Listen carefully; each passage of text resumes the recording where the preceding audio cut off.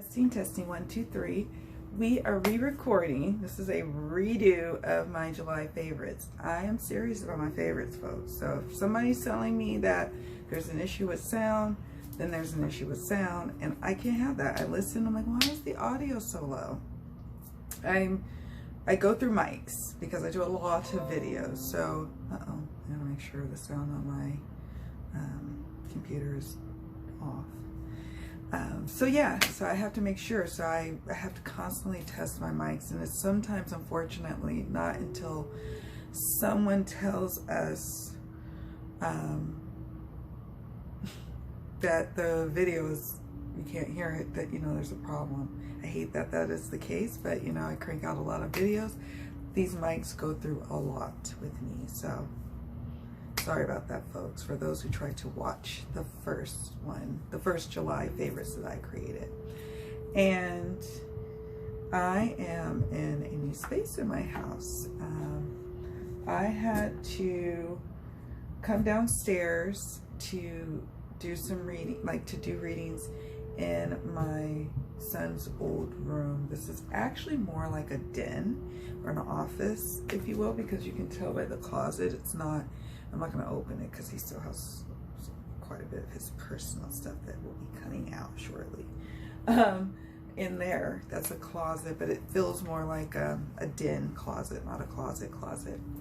So, but yeah, I'm in here because oftentimes there's a lot of commotion going on in my other reading spaces. I have a reading space in my bedroom, and I have a reading space in my dining room. Actually, that was my original reading space. My family was okay with me turning my dining room space into a tarot reading area, and that is my main home, my main hub. You will probably see me still recording quite a bit at that table, because when everybody's gone out of the house, or if it's quiet, everybody's doing quiet stuff, I love reading in that room. I get such great energy, great vibes.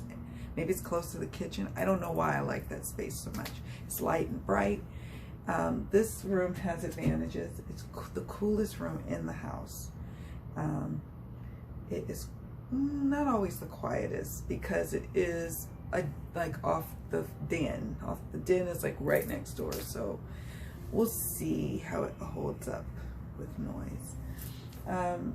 But yeah, this is where I come to do my paid client readings when my kids have company over, or when my husband is being around the house and doing man things around the house, being loud and just being loud for loud. So I need a place that if a reading came through and needed to be requested, I gotta be able to do the reading when I need to do the reading, and not wait until it's quiet time or till I can get a quiet moment in the house. So this kind of helps with that, and it's already improved my life tremendously.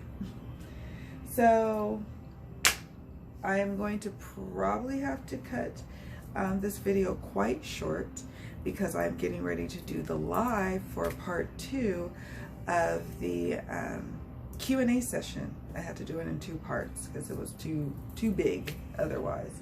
So I'm just going to do a quick run through of the things I mentioned in my original favorites video for July. Yay for July.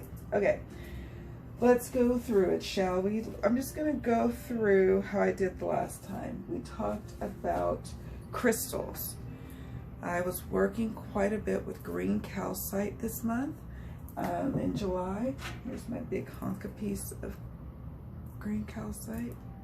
Love this, love it, love it, love it. It was working with heart-centered matters in my life, my personal life, and I just like having it as I was moving and shifting and changing in our home, with moving a kid out and moving kids around in the house.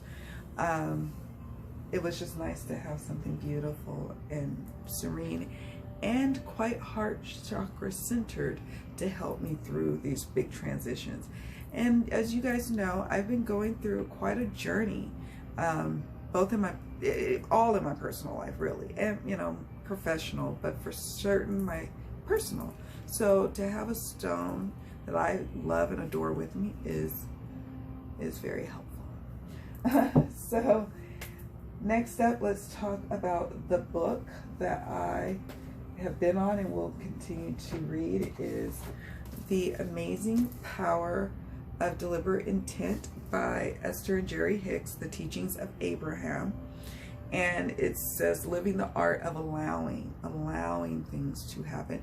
As many of you may know, I am very much into law of attraction. So law of attraction is first and foremost probably what was the big thing I studied the most out of everything and for the longest period of time in my life.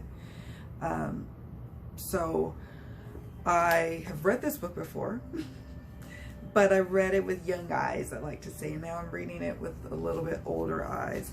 And it has something called the emotional guidance system that, like, if you were experiencing anger and you start to move your way up the emotional guidance system, if you don't dwell necessarily, oh goodness, I see people are commenting. If you don't get a handle on your emotions, they will start to affect your future. Our power is in the now. And with the emotional guidance system, it is a tool to help you to get back to a place of higher vibrations. And those higher vibrations is what's going to attract and what it is you're trying to attract in your life, with the feeling, the vibe you want to feel overall, the overall climate in your life. And so the art of allowing goes hand in hand with that, because once you start to raise up your vibrational energy, now you've got to learn how to allow, how to receive that which is trying to come to you. And so I love this book, and I'm reading it again, and yeah, it is a favorite of mine this month. And let's see, what else do we have here on my list? Let's see, we talked about the book, we talked about the crystals. I want to mention my incense I got going right now. I am not very crafty when it comes to making incense. I've made, I like making essential oil sprays, things like that, but I don't make incense. I end up just picking my favorite scent and bothering the hell out of my favorite Etsy seller to make my favorite scent. And that favorite seller is Granny Hootenanny's Incense. I think, well, it's Granny Hootenanny's shop on Etsy, and this is patchouli, and I love the smell of patchouli. She nails it. She nails it, at least in terms of how my nose wants to smell patchouli. So there's that. I don't know how y'all want your patchouli, but I bought like a whole big old bag of, like, not too long ago, of patchouli like incense cones, and they smell straight up like soap. And I was like, this is not what I want. I'm not gonna keep ragging on that, because what I'm going to have to do now is quickly crash course through my decks. Okay, so let's talk about the decks. I'm only going to show a few cards from each deck, because I've probably done an unboxing of those decks, or a deck in focus or some sort of deck mention with these decks. So if you want to have a more in-depth look at that, please, by all means, check those videos out, because I go into depth with the unboxings for sure. All right, so the first up, let me go in the order of which I have them. I went in with Oracle. The first Oracle I'm going to discuss is Sacred Rebels. Love this deck. It was recommended to me to use in weekly readings that I invite people to now. Maybe suggest some Oracle or tarot decks. I don't rarely do weekly readings with tarot decks, but I use Oracle for my weekly readings. So someone in our group mentioned that. Oh, I've got 3 minutes. Vision of Life Beyond Death. What I'm going to do after I finish showing you guys this is I'm going to come back after I get off the live, and I'm going to go through all of these. And so I used this deck and enjoyed that reading quite a bit. And so then I used it a couple of times for myself in the month of July. and I really love what the messages were coming through, and I forgot how much I loved it. I've seen it trimmed, and I'm thinking about trimming it myself. I love this card. So it's got a great guidebook, Sacred Rebels guidebook by Alana Fairchild, and it's a gorgeous deck. It's one that I'm happy that is in my collection. Do I always go to it? No, because I don't always need to have that kind of a reading, but sometimes we do need those kind of readings, and this past month I did, so it's a good one. So here's what I'm going to do, folks. I am going to hit the pause button or stop, and then we're going to resume the lovely favorites video, and so I can upload it to YouTube, and hopefully we can hear this one. All right, so moving on to the next deck. Next deck we're going to discuss is my Mildred Payne Secret Pocket Oracle. I love this deck so much. Okay, let me tell you, I love it.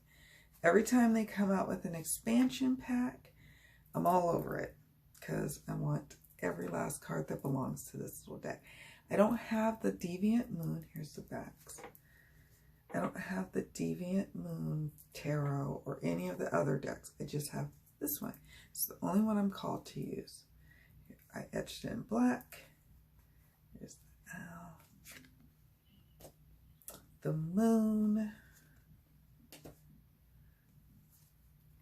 house.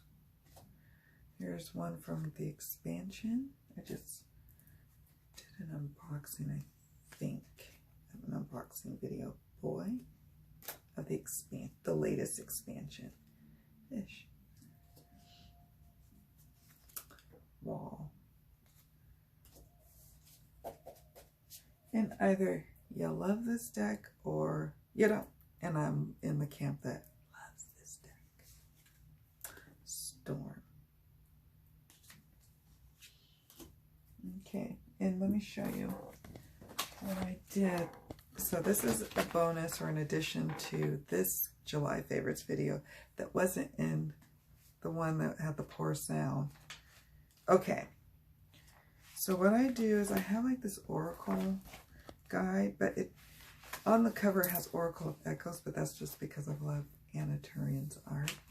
But inside my little guide is a ton of different guidebooks that I have in a spiral notebook, and the Mildred Payne's guide has been copied, and there you go. And so every time a new deck comes out or an expansion deck, I just add to it. I go make a copy, add to it. And here's the latest. Yep. So Mildred Payne, I just adore using. It's one of my favorite oracle decks of all time. All right, next up, let's see. The Oracle of Essences. I'm not gonna lie, I started using this deck when I got the Herbcrafter's Tarot.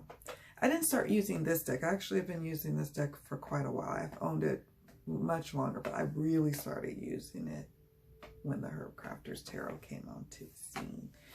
So I have to just put a little disclaimer out there. I love this deck. It is created by Monica the Enchantress. Independent deck. Just tucked in a nice little sturdy box. Here's the guidebook. Here's the deck. Here's the backs. Gilding. This reminds me of the Tower, this card. It kind of reminds me of my hair today. Cypress, adaptability, impeccability. Peppermint, inspiration, self-satisfaction. I almost didn't re-record my favorites video, but I was like, oh no, I can't have that. I have to have you guys hear what I've been up to. I've been enjoying my July. It's been quite a month, let me tell you. Wild orange, opportunities, abundance.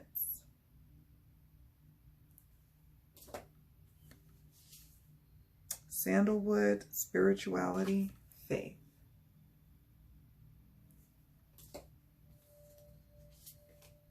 Birch, support, union. So I won't go into all of the cards for time's sake. I have an unboxing of this video, so you can definitely check it out. I'm pretty sure I revealed all the cards. It shuffles like a dream. Look at that. It riffles, shuffles like a dream. It is quite a lovely oracle. And it's an accurate reader. The guidebook is nice. I enjoyed it. I actually have been enjoying the readings I've been doing with it. So there you have it.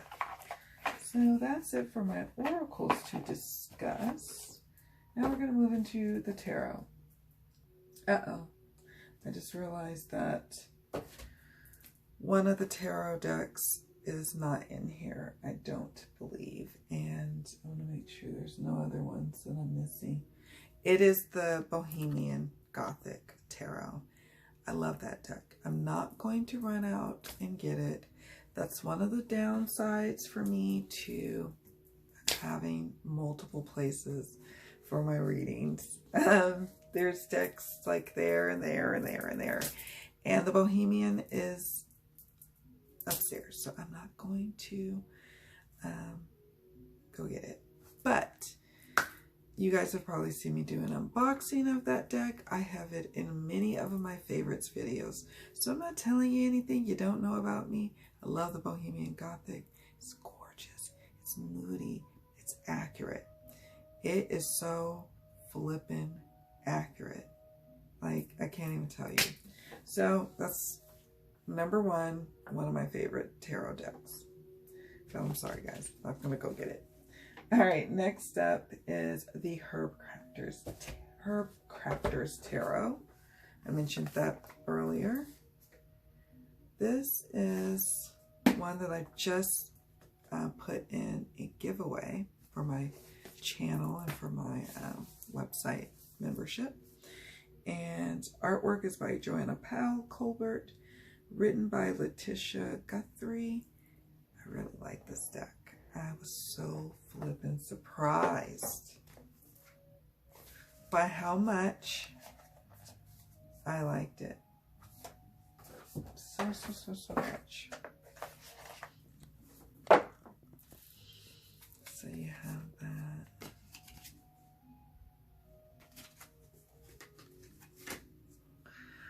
Seven of Air Eucalyptus. Five of Earth. Slippery Elm. I tell you, this reminds me of my great aunt's house in Mississippi. Rural part of Mississippi. Eight of Air, Licorice. Not a fan of black licorice. Two of Water, Mallow.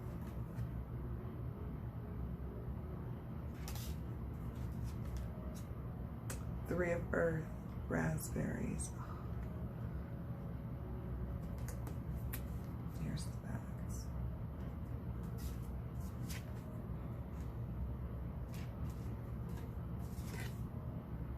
Seven of Earth, Cinnamon. Seven of Earth, Cinnamon. So it's a whole nother like sensual experience to have with this deck, you know. It's not what I expected, and I was not, I knew when I heard that it was going to be coming out, and I would kind of check it out. I'm like, has it come out yet? Do I want it? What are other people saying about it? So I kind of looked to see what other people were saying. I looked at the images, and I was like, no, I have to have that deck. And I'm so happy I have it. It is phenomenal. I've only been doing readings for myself with it, but I have a feeling that at some point in the future, when I'm more comfortable with it, I will probably be doing readings for others with it. But I'm one of those people that I like to really get to know a deck before I start using it for readings with others. So for now, it gets to play just with me and my issues. So that's this lovely deck. Okay, next up, oh yes, we've got to talk about this one again. I know I am guilty of repeats in my favorites, and I'll tell you why. Because I think it's important that you guys know the honest truth. If I'm using a particular deck month after month after month, then you should know that, because that might inform your decision on whether or not you want that deck. I'm not going to lie to you. I still use the Lunar Soul Tarot almost in all my readings for other people. But I didn't want to bore you guys, so I didn't include it. But I wanted to include this one again because I am still really vibing off of it. So, the Slow Tarot by Lacey Bryant. I backed it on Kickstarter. And I saw it on Kickstarter, and I was like, and I was a late Kickstarter person. I came in like after it funded, but I was like, oh my gosh, I have to have it. Now, another disclaimer of sorts. I like doing disclaimers. The creator is, I think, from San Jose, and I'm from Oakland. I'm from the East Bay, California. And so she's from like, I don't know what. Well, anyway, San Jose is not too far from Oakland. And I felt, you know, like I like to support my peeps. So, I was already going to probably get it. But I'm so glad I did. Here's a little guide booklet. Still a very good, informative booklet. Nothing to sneeze at. She did have a card in here where she numbered it. She has a certificate of authenticity, and I was number 553. She signs it, you know, and this is why I collect decks, right? It's for all the little stuff like that to make it all special. But I think that this deck is going to be one that I end up beating up so bad that probably the only intrinsic value it'll have when I'm long gone is that it was a first edition or something like that, because I have a feeling I'm going to use it so damn much that it's going to be so worn that here is the Five of Wands. Here's the Sun.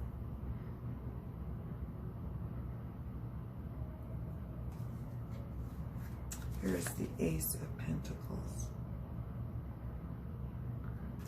When I think of using this deck, I think of late summers, early falls with this color palette. Here's Eight of Coins. Here's Page of Coins.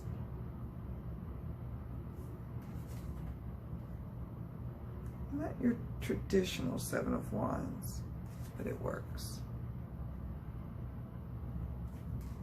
I love this moon.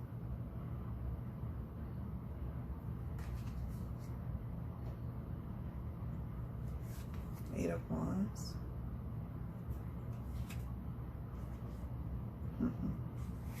Two of Cups.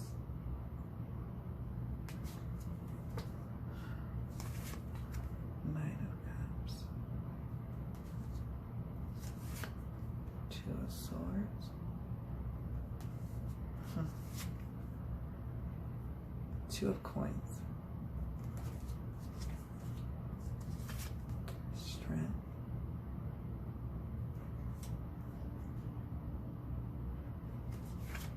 Four of Coins. Knight of Wands. The Fool.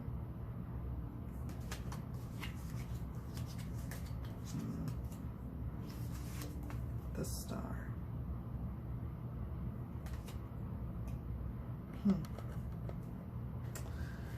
So yeah, I really am enjoying this deck. I got to know it quite a bit this summer because I keep it on a little shelf that's near my bed, near my nightstand. So it's already like easy access for me to grab in the morning if I just want to pull a quick card to ask about something that I need to consult my decks. So it's been that deck. I mean, oh my God, you guys, the card stock. Now, it does chip, but that's like with the edges here, but that's because I riffle shuffle and I shuffle and I shuffle. As you guys know, I use jumpers when I'm doing readings. I like cards that jump, and that's my style. That's what I do. I'm sure others people like to see when cards jump, and so this card does do well with jumpers, but I'm afraid to keep shuffling the way I do, like this even, because I don't want to really mess it up. It is a delicate deck. Oh, the Atonement. Look at Atonement. Look at Atonement. This is one of her bonus cards. And the Chariot. See, don't you get warm end of summer, early fall vibes with this? I get so East Bay with this, and I can't even tell you, I get such good like home vibes from this deck. Anyways, let's see, what other tarot? And then last but not least, I feel bad about not having the Bohemian, but I tell you, it's like, I'm not gonna go interrupting our video when you guys have seen me with that deck a million times. Let's talk about the Numinous. This was another one I mentioned, I think, last month, I'm pretty sure. And again, it's one that I use quite a bit in the summertime. It reminds me of the summer, although there's some elements that are kind of wintry. For example, on the cover of the guidebook, here's the guidebook, it looks like it's snowing. It's kind of cold and chilly, but to me, the color palette is super summery and spring, and so that's when I decided I was going to use it. So I keep it in its box because I just like keeping decks in their boxes. I have to sometimes, out of necessity, use tarot bags when I've worn the boxes out, or when I want to protect the boxes as best I can. So I put the boxes away and throw them in cloths. But that's a pretty sturdy tuck box. And I use this seasonally. You see what I'm talking about? Look at the backs. Don't you get spring and summertime from the backs? Here's the Explorer of Bells, which would traditionally be the Knight of Swords. Here's the Explorer of Candles. Mystic of Bells. The Hermit. It is somewhat glossy. I don't mind that because it shuffles like lettering, even with glossy edges. It's good cardstock. Creator of Bells. It's traditionally the Queen of Swords. Dreamer of Tomes. Traditionally the Page of Earth, Page of Pentacles. Judgment or Awakening is this is depicted. So I'll go into that. I did an unboxing. This was a deck I backed. This is the first edition, and I backed it on Kickstarter the first go round. I know I think it's going through another edition. I'm not sure, to be honest with you, but I love this deck. It's super diverse. I really appreciate that more than anything. The artwork, I love it. It turns out that I have an appreciation for different types of art that I used to think, no, I only like collage style type of decks. But now I don't pigeonhole myself. Now I'm open to different artist interpretations. of the cards. I like this deck for so many different reasons. And the readings are excellent. I love working with it. And oh, look at that. Look at that. The cards jump beautifully. I have some decks that refuse to jump, and then I refuse to use them. And so that's why they will probably be moving along to a new home where maybe they will rather communicate, because that is my style. And if that tarot deck doesn't want to go with that style, I can't use it. Three of Candles.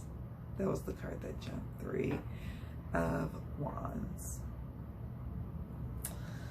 So there you have it, folks. Thank you all so much for going along and watching my redux, my part 2, not even part 2, my redo of my July favorites. I had to redo it because I was like, oh hell no, I have to talk about my decks. So here we are. I want to thank you all for joining me, and so much love and many blessings to all of you, and I'll see you all in the next video.